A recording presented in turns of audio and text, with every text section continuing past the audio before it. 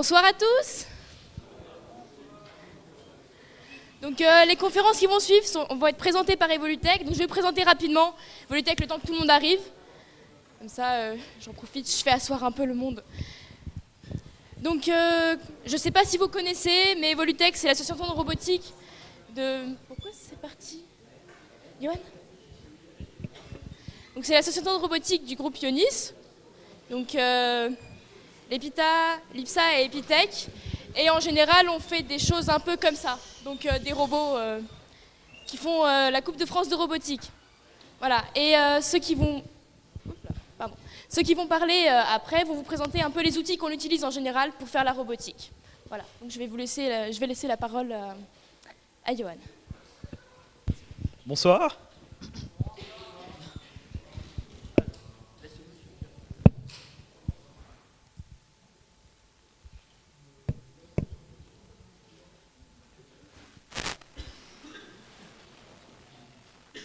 Donc je vais vous parler des robots à Evolutech, leur architecture électronique.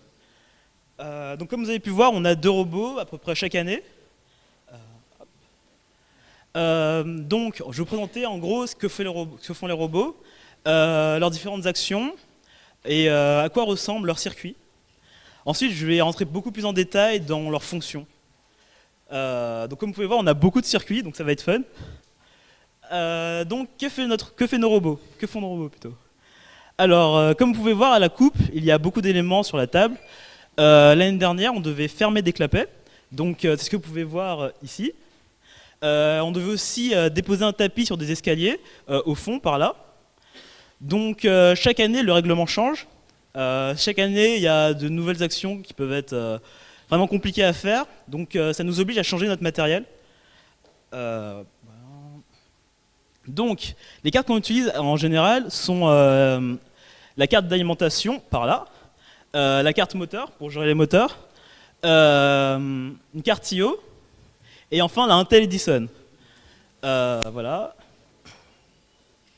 Donc, je vais vous parler de la Intel Edison, qui nous a été fournie par Intel. Donc, la voilà. La Intel Edison, c'est principalement ça. Ça fait 3 cm x 2 cm, donc c'est vraiment petit. Mais contrairement à Raspberry Pi, c'est vraiment puissant. Donc là, on a un processeur x86, dual core, donc ça envoie vraiment du pâté. Combiné à ça, on a 1 Go de DDR3, donc on a un truc équivalent à un netbook quand même. À côté, on a un processeur Quark, c'est une architecture ARM, ça tourne à 100 MHz, donc ça dégomme aussi les Arduino. Ensuite, on a des connectivités assez étendues. On a du Wi-Fi, du Bluetooth et de l'USB de base. On a pas mal d'outputs. Donc, comme sur de l'Arduino, on a de l'I2C, de l'SPI, de l'UART, donc un port série. On a des GPIO. On peut en utiliser 4 officiellement en PWM, mais il y a moyen de faire plus en jouant avec les timers. Ensuite, on a 6 entrées analogiques.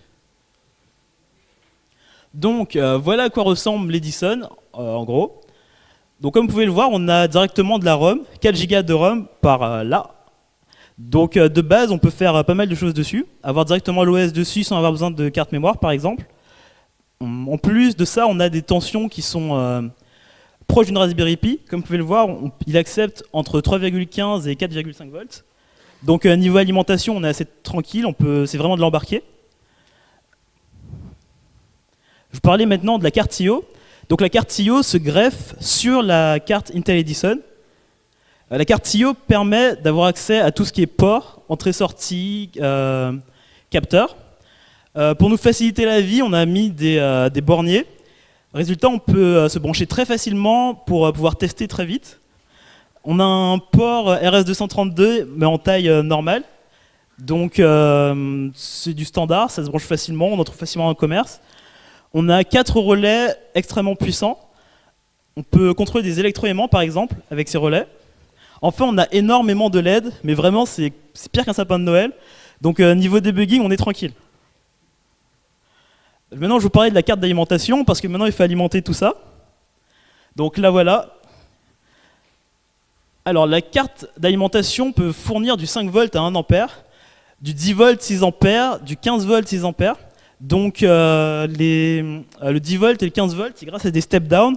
Donc c'est une alimentation à découpe. Comment on dit encore En fait, ça découpe la tension. Résultat, on a un excellent rendement, contrairement à un régulateur qui va dissiper l'excédent de tension, justement. Donc on a un excellent rendement.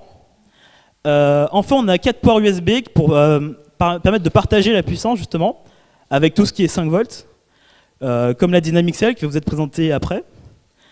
Enfin, on a des connecteurs pour alimenter l'Edison et la carte I/O, et un connecteur particulier pour la carte moteur. Donc, la sécurité, c'est important à Evolutech. Donc, la carte d'alimentation contient pas mal de protections, notamment des protections contre la surcharge. C'est-à-dire que si jamais on décidait de mettre pas 2, mais 10 moteurs, la carte d'alimentation se bloquerait, elle couperait le courant, pour nous empêcher de faire exploser les batteries, par exemple, ce qui peut être bien. Ensuite, on a mis de quoi protéger la Intel Edison et tout ce qui est un peu haut niveau, traitement d'informations grâce à des condensateurs. Résultat, les perturbations créées par les moteurs, par exemple, ne vont pas affecter tout ce qui est Intel Edison. Donc comme c'est des processeurs, c'est très sensible, donc heureusement qu'on a ça. Enfin, la carte moteur. La voilà. Alors la carte moteur, elle peut gérer 2 moteurs en même temps, 6 ampères par moteur. Les MOSFET peuvent prendre jusqu'à du 55 volts maximum, mais la carte d'alimentation ne va pas jusque là, ce serait pas drôle sinon. Ensuite, la carte d'alimentation est aussi reliée à ce qu'on appelle des roues codeuses, qui vont aussi vous être présentées plus tard. Donc elles doivent gérer des données en même temps. Donc on a mis un processeur particulier pour traiter toute cette donnée et l'échanger justement avec tout ce qui est un peu plus haut niveau. Donc c'est à ça que nous sert le PIC 33F. Il faut savoir qu'on a choisi cette référence parce qu'elle nous facilite l'accès au QAI, qui est le protocole utilisé pour les roues codeuses. Enfin, on a un point H pour gérer les 8 MOSFET qu'il y avait au début. Donc ce que vous pouvez voir là. Donc il y en a beaucoup. Ça permet d'avoir beaucoup de puissance sur les moteurs. Donc si vous voulez plus d'informations, vous pouvez aller sur evolutech.org où il y aura nos confs et plus d'informations sur toutes nos cartes et ce qu'on fait actuellement. Voilà, c'est tout. Vous avez des questions ?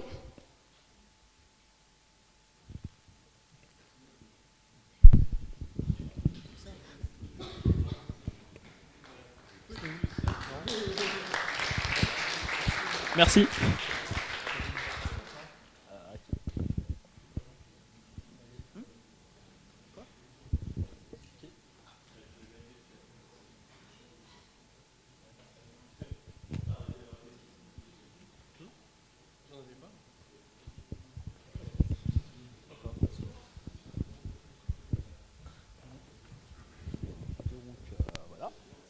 Voilà.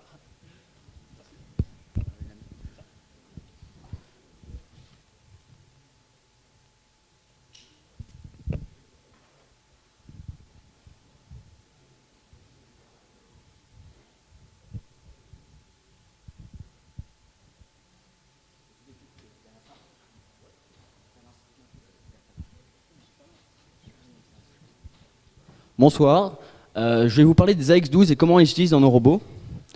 Ce qu'il faut savoir, c'est que les AX12, c'est ce genre de composants que vous pouvez voir sur pas mal de robots à la Coupe de France de robotique.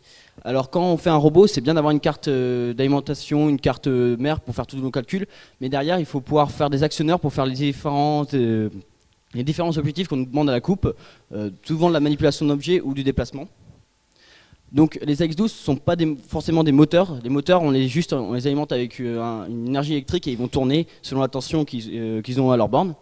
C'est plus les servomoteurs, c'est plus un moteur qu'on contrôle selon un ordre qu'on va lui donner. On l'alimente avec une énergie électrique constante et derrière on va lui donner un ordre selon sur le câble de données qu'il a dessus. Alors en vrai, un AX12 c'est plus puissant qu'un servomoteur, c'est un servomoteur intelligent. On peut communiquer avec ce servomoteur et derrière il peut nous dire par exemple qu'il a terminé son travail et c'est vraiment très utile lorsqu'on veut savoir quand on a fini nos objectifs.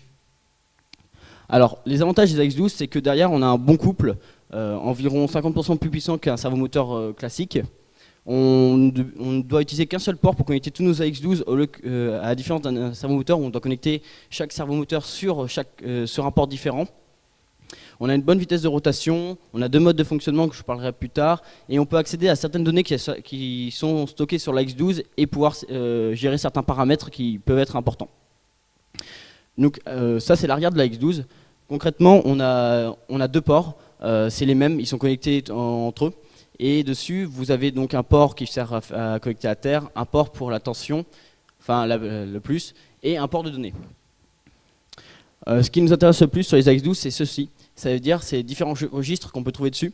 On en a pas mal qui sont importants, dont celui-là qui est ID. Ce registre nous permet de donner un identifiant à un AX12 et de pouvoir donner des ordres à cet AX12. On peut régler aussi la vitesse de communication, la limite de couple, etc. Ce qui est une vraie force sur les AX12 comparé à un servomoteur, on ne peut pas forcément avoir ce genre de données. On peut aussi accéder à... pas dessus. On peut aussi accéder à différentes choses comme la vitesse à laquelle il tourne, à la vitesse à laquelle position il est positionné, le voltage qu'il consomme, même si ce n'est pas très utile, et la température. Donc la X12 a 2 modes de fonctionnement. On a un mode de fonctionnement qui s'appelle joint et un mode de fonctionnement qui s'appelle roue. Le mode joint, c'est simple, on lui donne un ordre et il va bouger selon l'ordre qu'on lui a donné, donc ça va de 0 à 300 degrés de liberté. Et le mode roue nous permet de faire tourner cet AX12 avec la vitesse qui va lui être donnée. Ce qui est aussi une grande force sur les AX12, c'est qu'on peut les connecter en série. Un servomoteur classique, il n'a qu'un seul port et il se connecte directement sur la carte moteur. En vrai, nous, grâce aux AX12, on peut les connecter tous en série de cette manière. Et derrière, on connecte l'AX12 qui est au début de la chaîne sur la carte moteur. Enfin, ou sur la carte de contrôle, ça dépend. Ce qu'on utilise à Evoitech pour contrôler nos AX12, c'est ceci, qui s'appelle une USB to DMXL. On branche ça sur la carte Intel, et derrière, on peut brancher notre AX12 dessus, le premier, et pouvoir communiquer avec lui. Alors, ce qu'il faut savoir, c'est que les AX12 ont un protocole de communication assez particulier. Tout d'abord, le port de communication, c'est un port UART. La différence, c'est que l'UART, il y a 2 fils de données, celui de transmission et celui de réception. Sur un AX12, c'est sur le même fil, donc il faut pouvoir gérer les 2 en même temps.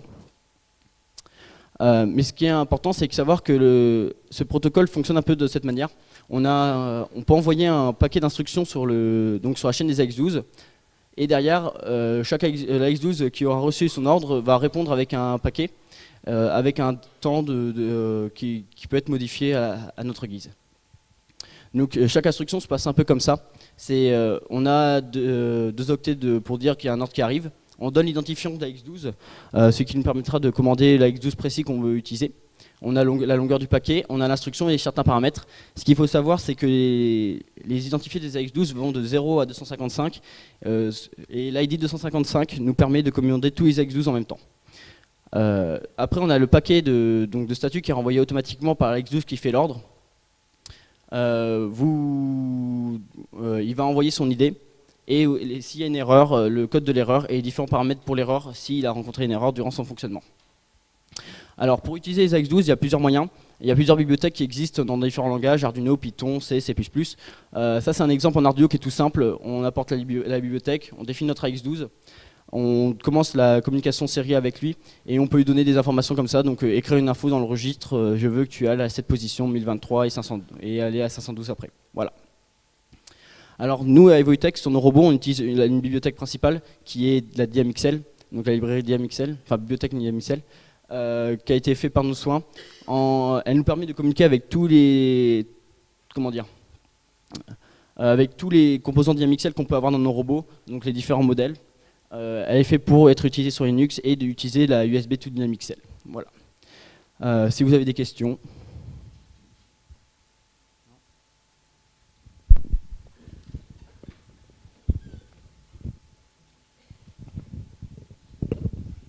Par rapport à la taille d'un paquet en protocole TCP/IP, c'est plus grand ou plus petit? C'est plus petit, il y a moins de données. Et la vitesse de communication, après ça dépend tu peux définir la taille du paquet si tu veux.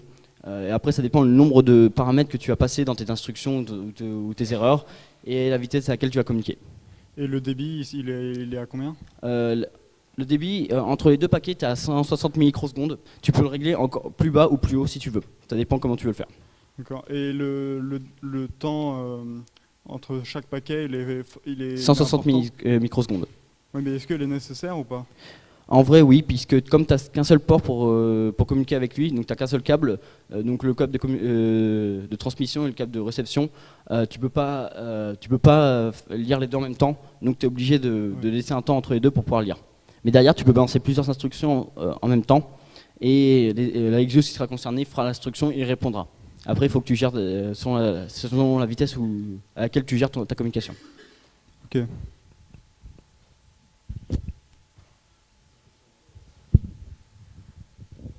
Par rapport au registre, donc tout est stocké en RAM, mais du coup... Non, pas tous. En fait, c'est marqué juste en dessous, j'ai oublié de le dire. Donc il y a une partie des registres qui est stockée dans les proms, donc l'identifiant par exemple, que tu définis quand tu veux. Il y a aussi tu peux choisir aussi le mode, etc. Et tu as la partie donnée qui est pendant son fonctionnement qui est stockée sur la RAM. Mais du coup, par exemple, les limites, les registres de limites, ils sont définis comment? Tu les définis au moment où tu démarres ton robot. Mais ça veut dire qu'à la base, ils sont définis par exemple à 0, et du coup, si on ne les définit pas, on peut rien faire, quoi. Il n'y a pas de limite de base en fait. Ah d'accord, ok, c'est l'inverse. Mais en vrai, il a une limite propre à lui qui doit être sur les proms. Là. Tu as une certaine limite qui c'est configuré lui-même pour qu'il ait une limite en vrai, une limite mécanique. Et derrière, tu peux mettre une limite informatique pour qu'il évite pour que tu puisses correspondre aux besoins que tu as besoin sur ton robot. D'accord, merci.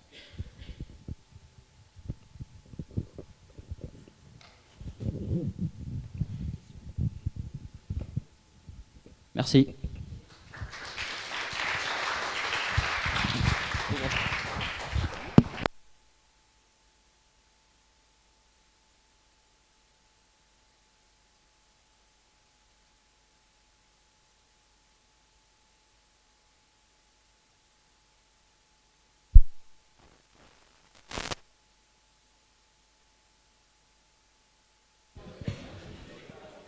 Bonsoir.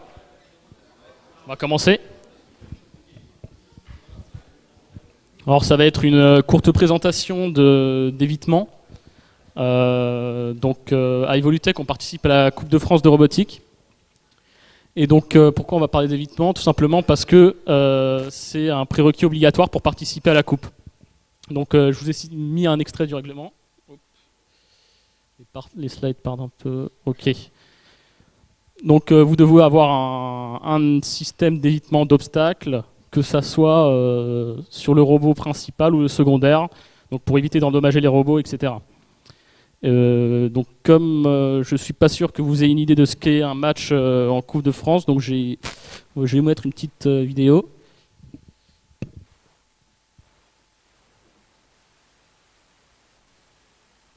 Pour que vous ayez une idée.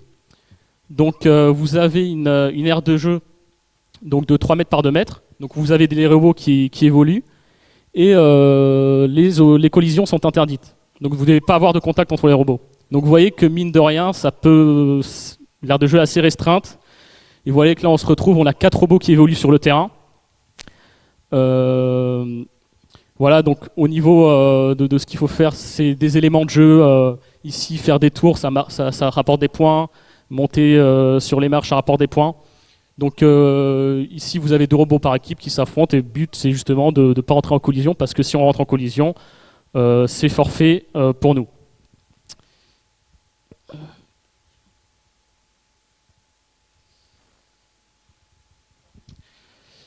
Ok. Donc alors, un capteur, donc on a besoin de localiser les robots adverses.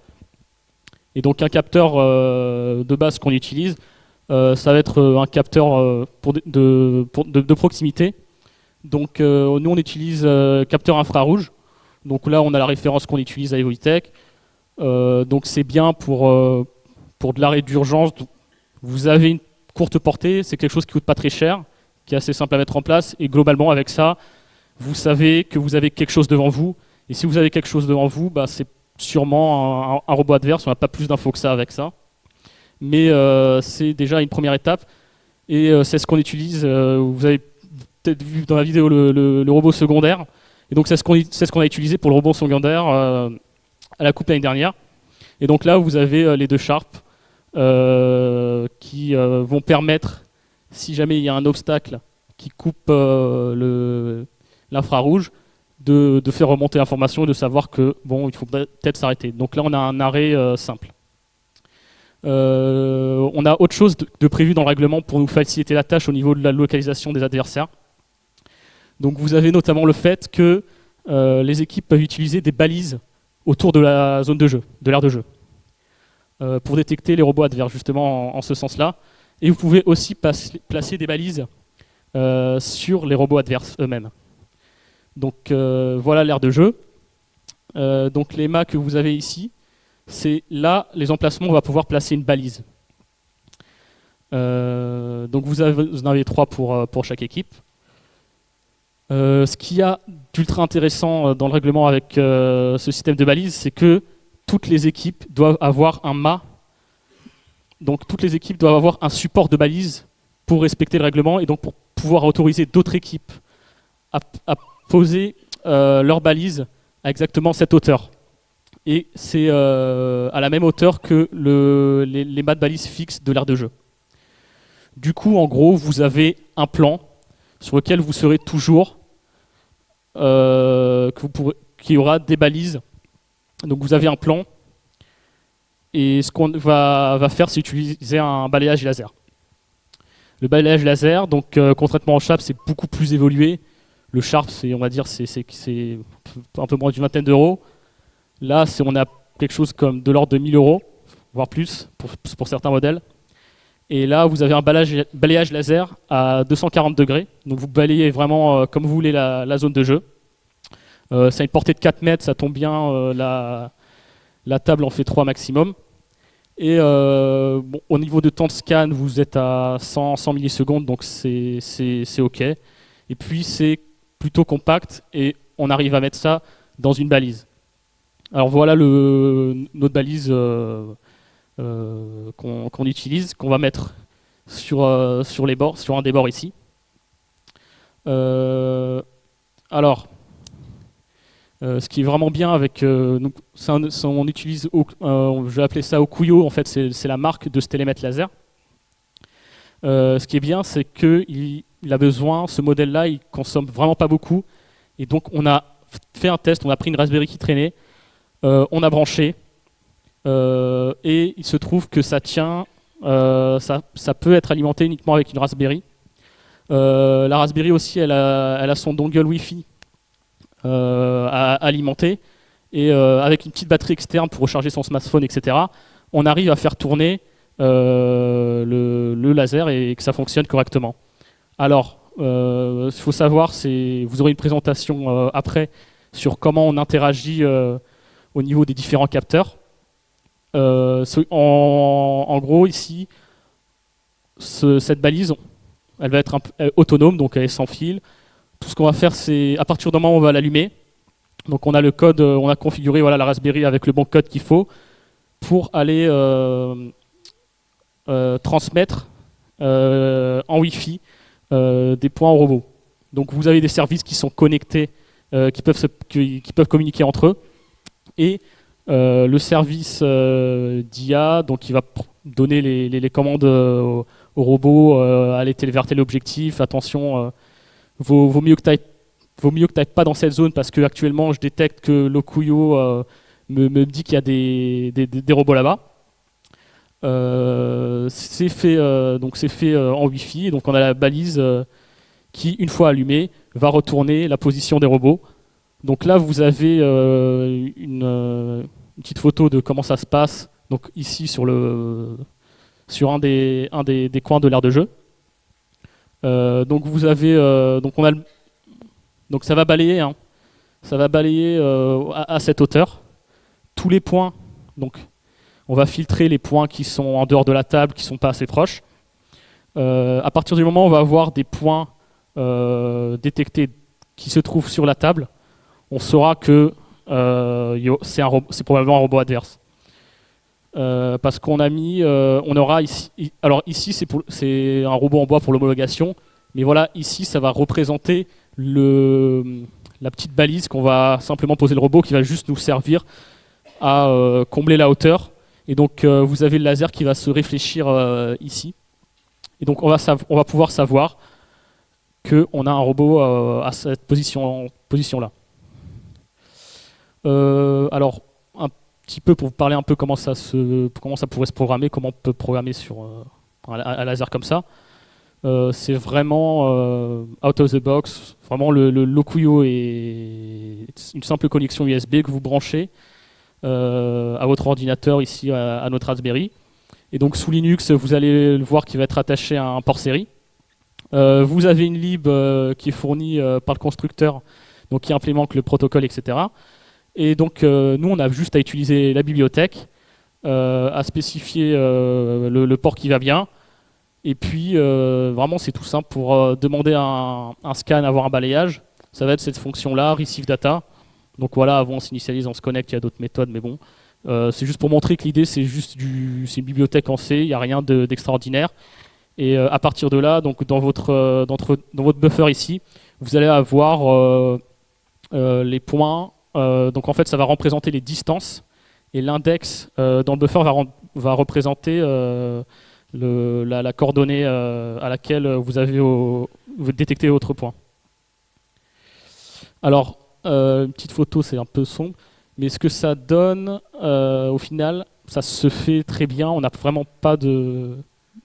c'est un laser qui est extrêmement précis. C'est-à-dire qu'on arrive ici, on a fait un regroupement.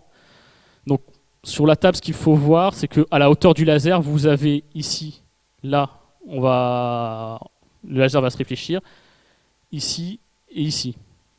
Donc, j'ai une petite vidéo.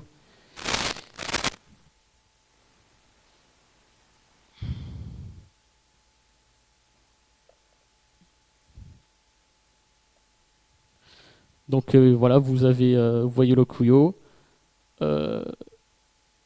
Ici, on essaye de faire bouger un peu le point vert. On voit qu'il évolue un petit peu.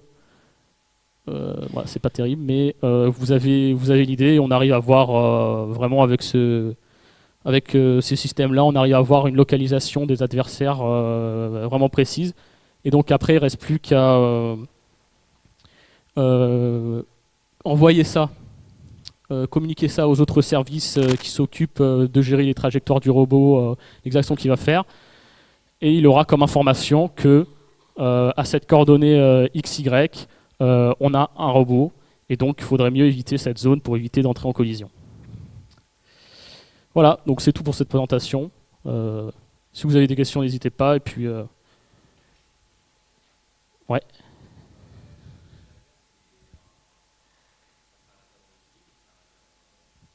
Non, non, c'est pas visible. Vous voyez pas, c'est vraiment invisible.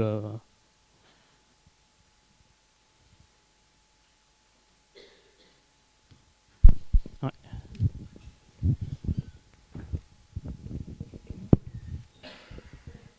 Mais la portée du coup de 4 mètres, c'est-à-dire qu'au-delà de 4 mètres, le laser a plus assez d'intensité pour pouvoir voir le point. C'est ça, au niveau de ce modèle, t'as pas la précision, t'as pas de précision qui est vraiment garantie au-delà de 4 mètres. D'accord. Mais du coup, les balises, c'est juste des choses réfléchissantes pour le laser? C'est ça, c'est juste histoire de mettre un obstacle et il est vraiment pas demandant là-dessus. On a mis, nous, ce qu'on a, c'est juste un bout de plastique. On a mis du blanc parce que c'est mieux. Juste du papier et puis c'est tout. On a juste besoin d'avoir un obstacle, c'est vraiment pas contraignant là-dessus. Ça fonctionne bien. D'accord. Merci. Donc oui, sur les balises adverses. Donc l'idée c'est d'avoir votre capteur pour qu'il y ait un balayage à cette hauteur-ci. Et comme le règlement impose à tout le monde d'avoir un mât à cette hauteur, si vous placez un petit quelque chose au-dessus, il va être sur la trajectoire du laser.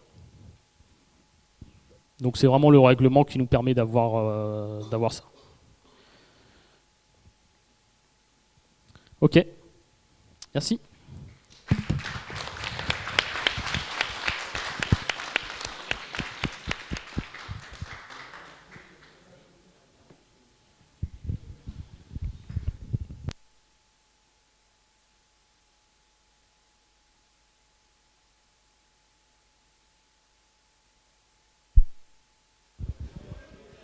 Donc bonsoir à tous. Moi je vais vous présenter donc un petit peu d'asservissement. Donc c'est un sujet assez large, donc je vais vous présenter qu'une petite partie. Donc tout d'abord, qu'est-ce que l'asservissement? Donc l'asservissement, c'est une solution technique qui cherche à répondre à un problème assez simple. C'est-à-dire qu'ici, on a un système. On va lui donner donc une entrée et on va attendre de lui une sortie. Imaginons par exemple, on prend un des robots d'Evolutech. On va lui demander d'avancer précisément de 20 cm. Et donc ce qu'on attend, c'est que le robot avance précisément de 20 cm. Le problème, c'est que dans le monde réel, ça ne se passera pas comme ça, puisque le modèle sur lequel on va baser donc, nos expériences va changer, en fonction par exemple de la qualité de la table ou de la surface sur laquelle on est. On introduit donc une erreur, et cette erreur, elle ne va pas être corrigée dans un système en boucle ouverte. Donc le but de l'asservissement, c'est de créer une boucle fermée dans laquelle on va prendre l'erreur, la traiter et la réinsérer en fait dans notre entrée pour pouvoir la corriger. Donc pour ça, on a besoin de détecter l'erreur. Donc on va avoir besoin de ce qu'on appelle l'odométrie. L'odométrie, c'est une solution qui va nous permettre de justement détecter l'erreur. Pour cela, on va utiliser des roues codeuses à Evolutech. Alors pourquoi des roues codeuses? Donc vous pouvez en voir une là, même si c'est un petit peu sombre. J'espère que tout le monde voit bien. Donc on a une roue qui est libre, donc qui va tourner en fonction du déplacement du robot. On a un joint dessus en noir qui va permettre d'accrocher donc à la table et capturer donc le mouvement. Et on a derrière rajouté donc un ressort qui permet d'assurer une pression sur la table. Donc ce qui va se passer, c'est que dès que le robot va se mettre en mouvement, ces roues vont tourner, donc accompagner le robot. On va récupérer les données de ces roues, donc ça va être un index en fait de leur position.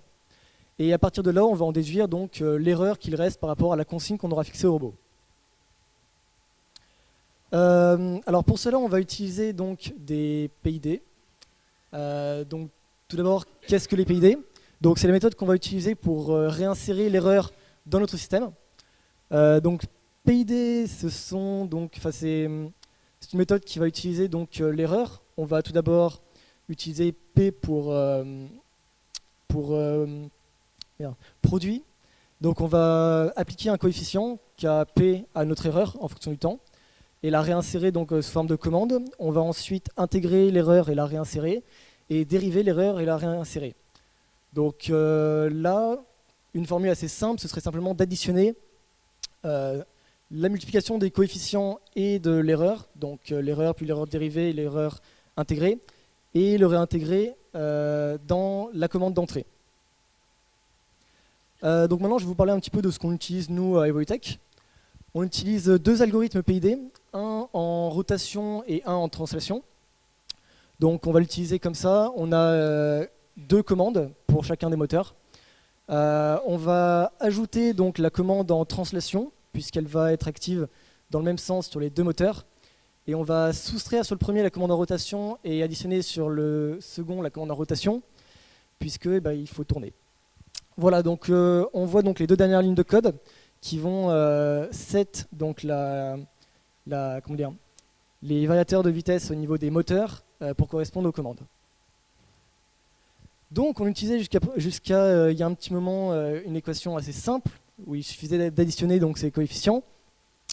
Et depuis un petit moment, on s'est mis à utiliser une autre équation qui vient ajouter en fait dans notre prise en compte le temps et la dernière commande qu'on a transmis au robot. Ça va beaucoup mieux, ça marche vraiment bien. Voilà. Pour que notre algorithme soit effectif, on va devoir en fait régler les différents coefficients. Donc, on va devoir les trouver entièrement à la main. On va commencer d'abord par les coefficients en rotation, puisque c'est plus simple d'avoir un robot qui garde un cap quand on veut régler la translation. Après, c'est pas nécessaire. On peut aussi régler la translation en premier, mais faut aimer faire mal, quoi. On va d'abord commencer par régler tout ce qui est le coefficient donc, de produit, puisque c'est celui qui va avoir le plus d'impact en fait sur le robot, et régler les deux restants en dernier. Donc le coefficient de produit va, comme l'indique ce schéma, influencer sur la précision en l'augmentant et sur la rapidité à laquelle le robot va atteindre la consigne. Donc typiquement là, dans notre cas, pour le rappeler, la consigne ça va être une coordonnée à atteindre sur la table.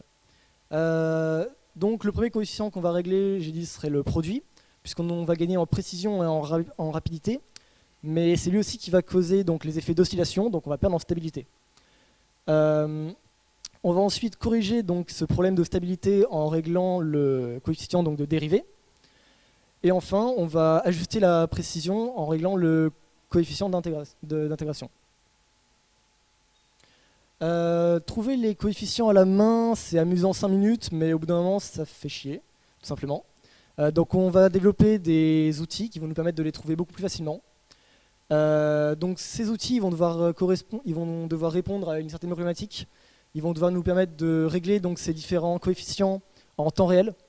C'est-à-dire que redémarrer le robot pour régler et tester les coefficients, ça prend beaucoup de temps et ça va nous ralentir énormément. Le top du top, c'est de pouvoir retourner donc, une courbe qui va nous indiquer l'erreur par rapport à la consigne et la commande qui va être transmise au robot, ainsi que la position du robot, pour voir en gros à quel point c'est efficace. Je vais vous parler maintenant de quelques implémentations, quelques détails d'implémentation qu'on a réalisés à Evotek. Donc particulièrement sur le comportement en cas de collision, parce que même si on a un système d'évitement qui est performant, il se peut qu'on rentre en collision avec un élément du décor ou avec un autre robot. Donc ce qu'on a choisi de faire, c'est que tout simplement, lorsqu'on va détecter une erreur trop grande sur l'asservissement, on va dire qu'on est rentré en collision. Et dans ce cas-là, on va simplement désactiver l'asservissement pour éviter de défoncer ce qui se trouve devant nous, tout simplement. Par exemple, si un robot rentre en collision avec nous, si on laissait l'asservissement et qu'on tentait de corriger notre erreur, on essaierait de se remettre à notre position initiale et on écraserait simplement le robot adverse, ce qui nous donne de grandes pénalités à la coupe, donc un forfait, ce qui n'est pas génial. Ensuite, si on rentre en collision avec un mur, on a testé, mais généralement on a tendance à perdre. Donc, en plus de ça, on va avoir une pénalité parce qu'on abîme le matériel de la coupe, donc c'est pas super. Donc, ça nous a semblé la solution à adopter. Lorsqu'on va tester, on va avoir un décalage du robot par rapport à sa position. Et pour retrouver facilement sa position sur la table, au lieu de mesurer et ce genre de choses, on va simplement en fait désactiver l'asservissement en rotation, foncer dans un mur, et en fonction de notre position précédente et de notre angle, on va en déduire quel mur on a heurté, et on va donc recalibrer la position donc, en θ, donc pour la rotation, et en x et y pour la position de notre robot. On a ensuite ce qu'on appelle un jerk. On peut le traduire par trapèze d'accélération. C'est utilisé notamment dans les ascenseurs pour éviter en fait, d'avoir une accélération trop brusque ou un changement d'accélération trop brusque. Typiquement, on n'a pas envie d'accélérer à fond puis de décélérer. Ça va créer l'oscillation, le robot il va pas être stable, ça va pas être génial.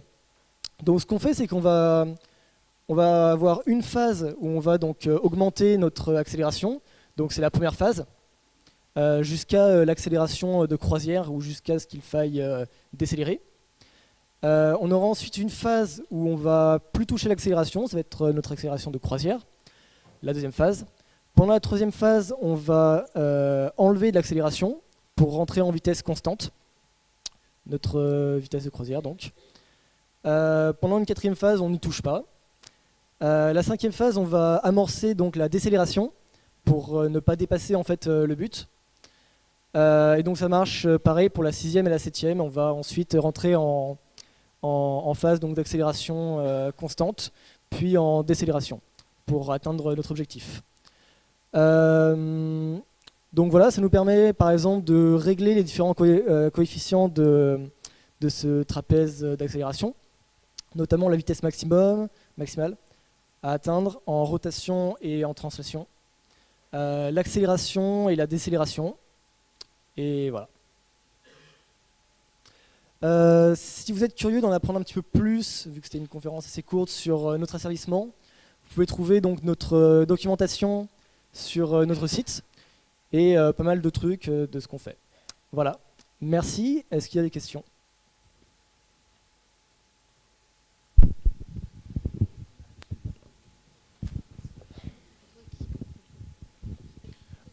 Étant donné que le capteur c'est une roue que avec un ressort elle appuie bien sur le sol, ça ralentit pas le robot du coup?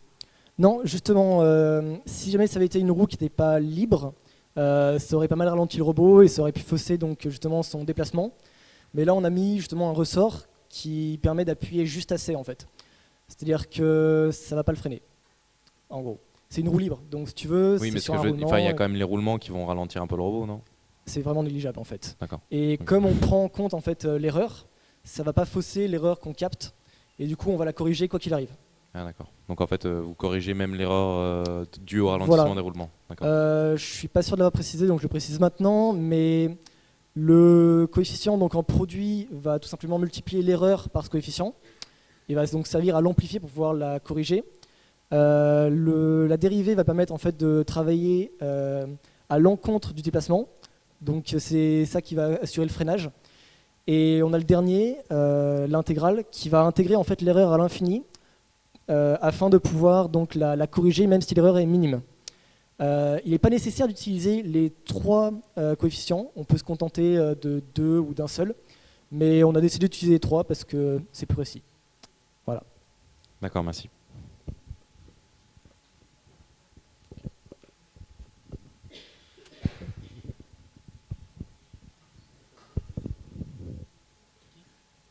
Est-ce qu'il reste des questions? Merci à tous.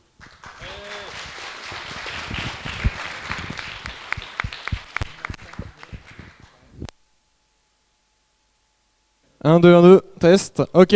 Rebonsoir. Nous allons continuer sur les conférences Evolutech. Et l'on va maintenant parler de CELASERV. Alors, on a vu sur les précédentes conférences que Evolutech, c'est un projet qui est compliqué. Et on a parlé d'électronique, de mécanique, d'asservissement. Et là, on va parler un peu d'informatique un peu plus haut niveau par rapport au reste de la robotique, qui va consister à rassembler le tout. Alors, à Evolutech, qu'est-ce que l'on a? On a donc, on rappelle, les robots, les capteurs, les moteurs, les cartes embarquées, les routeurs Wi-Fi, le Linux, plusieurs Linux. On a aussi, nous, les personnes qui allons travailler sur les robots. Et on n'est pas tout seul, on a souvent besoin d'être à plusieurs pour développer l'un, l'intelligence artificielle, le deuxième a besoin de vérifier les collisions, tout le monde travaille en même temps sur le robot. On ne peut pas s'imaginer un seul gros programme qui fasse tout ça. Ça serait beaucoup trop de travail pour une seule personne et c'est pas productif.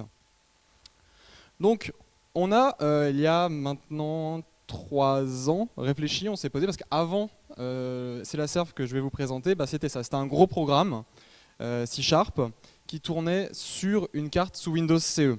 On a décidé de découper tout ça pour pouvoir tous travailler sur le robot en même temps. Donc on est passé sur une solution avec du Linux, avec du TCP/IP, et vous allez voir ce que ça donne. Concrètement, voilà l'environnement dans lequel on doit penser notre code. Donc vous imaginez si on ne peut travailler à une seule personne sur le robot, dans une situation comme ça, on va vite fait se taper dessus. Et quand quelqu'un veut fixer un bug ou tester son code, dans une situation où il n'y a qu'un seul programme, il accapare le robot. Et donc les autres ne peuvent pas travailler. Nous, on a voulu organiser le code de façon à ce qu'on puisse tous travailler en même temps sur les différentes parties du robot. Et des robots et du reste. Nous allons donc parler de RPC, un système de RPC. C'est ce que l'on a choisi d'implémenter, c'est un serveur principal qui s'appelle CELASERV, ici à gauche, et puis des services. Chaque partie du robot est un service. Il nous fournit des actions que l'on pourra lui demander d'effectuer. Ici, on va prendre un exemple, le service time, qui nous donne l'heure. Alors on le lance, il se connecte à un port en TCP sur CELASERV et il lui envoie la commande register. Et il dit « je suis time, j'existe ». CELASERV l'enregistre et il sait que time est contactable sur cette socket-là. Donc la connexion réseau est conservée. Puis nous arrivons en tant qu'utilisateurs, ou bien si nous avons envie d'avoir l'heure sur le robot, ça peut être utile pour calculer le temps d'attente pour une action ou le temps qui nous reste avant la fin du match. On se connecte aussi à CELASERV et on envoie une requête sur le service time. On demande l'opération date. En plus de ça, on donne un identifiant unique que l'on calcule, qui va permettre à CELASERV de suivre notre requête. Et puis, On peut éventuellement passer des arguments pour dire là il n'en a pas besoin, mais on aurait pu demander si c'est une commande de déplacement, où est-ce que l'on veut aller.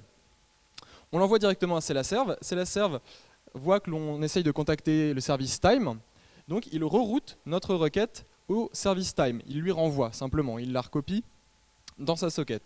Le service lui répond en conservant le UID qui permet de savoir de quelle requête l'on parle. Et il met dans sa valeur de retour la date. CelaServe reçoit la réponse et il la renvoie au client. Et voilà, on a donc un système basique qui nous permet d'avoir des services, des clients, tout ça découplé, et on peut relancer un service sans couper les autres services, exactement ce que l'on voulait atteindre. Donc concrètement, notre système s'appelle CelaServe, actuellement en version 2, qui est encodé en Go. C'est un tout petit programme Go qui fait appel 1200 lignes, et pour un système de RPC, c'est pas mal, c'est sympathique d'avoir aussi peu de code pour un système qui fasse autant de choses. Il gère les 4 types de requêtes suivantes. Request, reply, c'est les 2 que je vous ai présentés juste avant. Et puis subscribe et publish, ça va nous permettre d'envoyer des événements. Par exemple, on va pouvoir envoyer l'événement collision ou ennemi proche. N'importe quel service peut l'envoyer et n'importe quel service peut l'écouter. Et quand les services qui écoutent l'événement le reçoivent, ils peuvent effectuer une action. Par exemple, quand on a une alerte de collision, tous les services qui concernent les moteurs peuvent s'arrêter et se mettre en roue libre pour éviter une collision brutale. On a décidé de garder le cœur de CelaServe tout petit. On n'a pas rajouté beaucoup de fonctionnalités. En effet, si ce bout de code-là a un bug, s'il crache, c'est tout le robot qui plante. Et pour Evolutech, on n'a vraiment pas envie d'avoir un composant principal qui crache. On peut, de temps en temps, se permettre d'avoir l'évitement qui crache. C'est déjà arrivé. Ça nous pose beaucoup de problèmes, mais c'est pas un énorme problème vis-à-vis de notre volonté de gagner le match, de faire des points. Donc on enlève tout ce qu'on peut des composants critiques. Donc CelaServe, lui, il ne sait faire que ça. On a enlevé toute fonctionnalité supplémentaire, on évite. La première version de CelaServe avait des fonctionnalités de multicast intégrées au système de request reply où on pouvait envoyer une request sur plusieurs services en même temps. On l'a viré de CelaServe 2, c'était pas nécessaire. On a conservé uniquement le strict minimum. CelaServe 2 lui aussi peut recevoir des requêtes si on les adresse à lui-même, à CelaServe. On peut donc lui demander et faire de l'introspection. Lui demander, liste-moi qui est connecté à CelaServe actuellement. Est-ce que tu peux me lister les services actuellement connectés, etc., etc. Pour avoir aussi conscience de ce qui se passe actuellement sur le robot, parce que pour nous, le robot, c'est quoi? C'est un tas de câbles, des cartes et un truc qui tourne au bout de la table. On a besoin d'avoir un retour. Et on utilise des logs. CelaServe envoie des logs en envoyant des événements que nous pouvons écouter. Donc par exemple, on va être alerté quand un nouveau service se connecte, quand un service se déconnecte, pour tous les problèmes de log, pour toutes les erreurs vont être envoyées en tant que log à CelaServe. Alors, donc là j'ai un CelaServe qui tourne, et je vais vous présenter l'interface.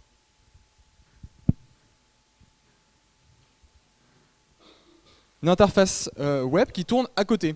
C'est-à-dire qu'on a le serveur CelaServe qui tourne sur le robot, et nous on lance cette interface web sur une autre machine qui se connecte à CelaServe comme un client et qui va faire ses requêtes. Demander, liste-moi les connexions, liste-moi les services actuellement connectés et donne-moi les événements actuels. Ici on a par exemple le service config, et avec un peu d'introspection dans le service, on peut lui demander la liste de ses actions. On peut donc savoir que le config nous permet de get une valeur de configuration. Ce dont on parlait à propos de l'asservissement, où on voulait régler dynamiquement les PID, c'est possible en communiquant avec le service config. Je prends le panel config ici. On a accès à tous les paramètres de configuration du robot que l'on peut changer dynamiquement. Ici, là, c'est tous les paramètres d'asservissement. On voit les paramètres de PID dont on parlait juste avant. Je vais lancer un nouveau service, vous allez voir. On va le voir apparaître.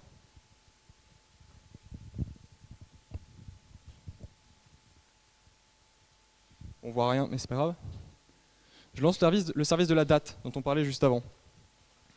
Je vais pouvoir lui envoyer une requête.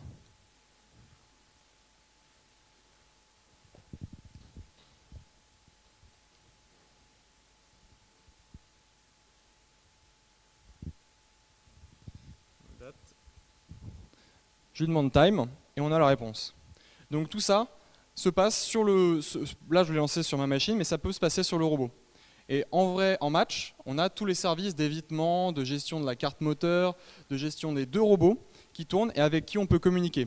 L'intelligence artificielle est également un service. Et on peut demander à l'intelligence artificielle, donne-moi quel est l'objectif actuel, où est-ce que tu veux aller, et on a une possibilité de voir cet état-là sur une carte. Donc là, on voit les 2 robots au centre de la carte, puisqu'on n'a pas de carte moteur actuellement branchée, mais on peut les voir se déplacer et voir exactement où le robot pense être, avec ce genre de représentation.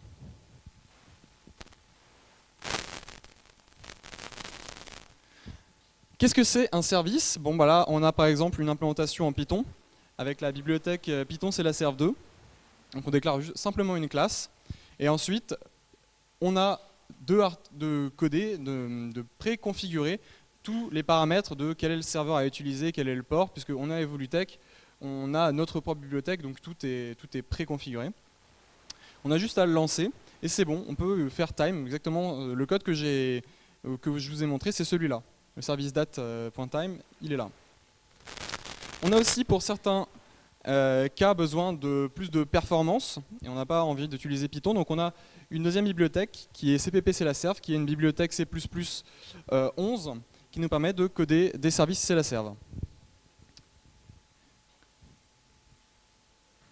Voilà, c'était une brève introduction à ce qu'on fait à Evolutech pour gérer tout le merdier qu'on a autour des robots. Et je vous invite à aller lire le code. C'est du code qui est plutôt bien foutu, on a mis du temps à le concevoir, à le penser, à le débugger. On a aussi une bonne dose de documentation qui explique en détail quel est le protocole, quels sont les types de messages que l'on peut envoyer, comment coder son propre client, etc. etc. Voilà, est-ce que vous avez des questions? Est-ce que tu peux envoyer le micro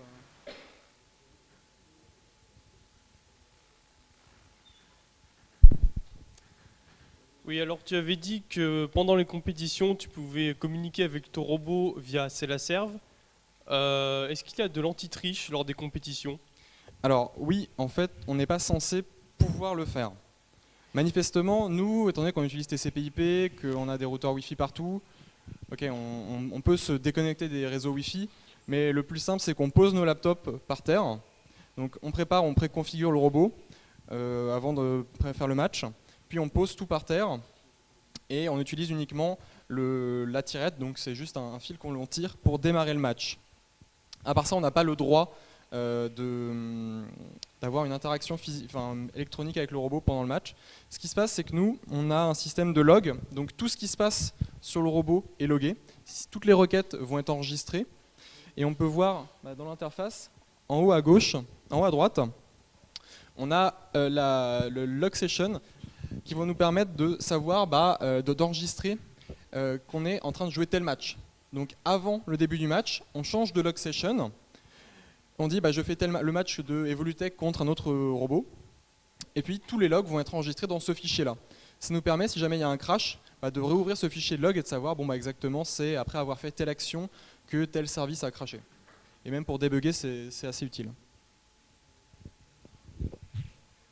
Ok.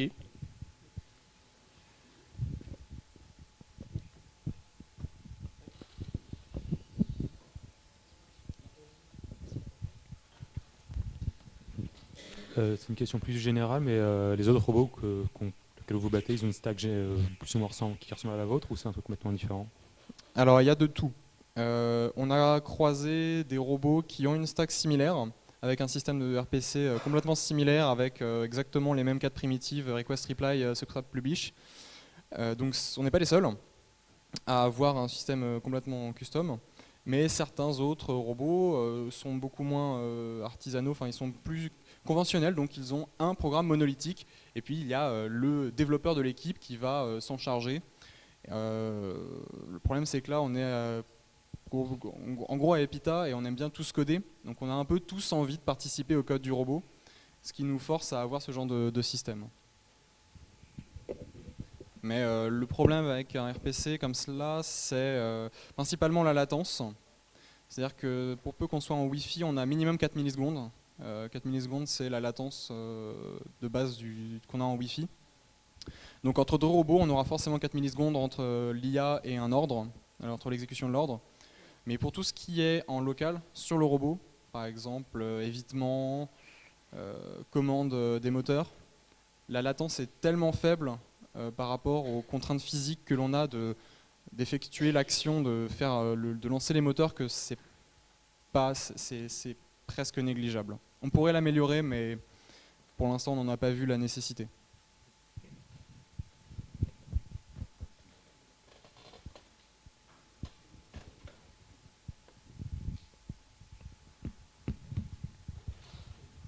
Ok. Est-ce que vous avez une dernière question ? Bah, merci beaucoup.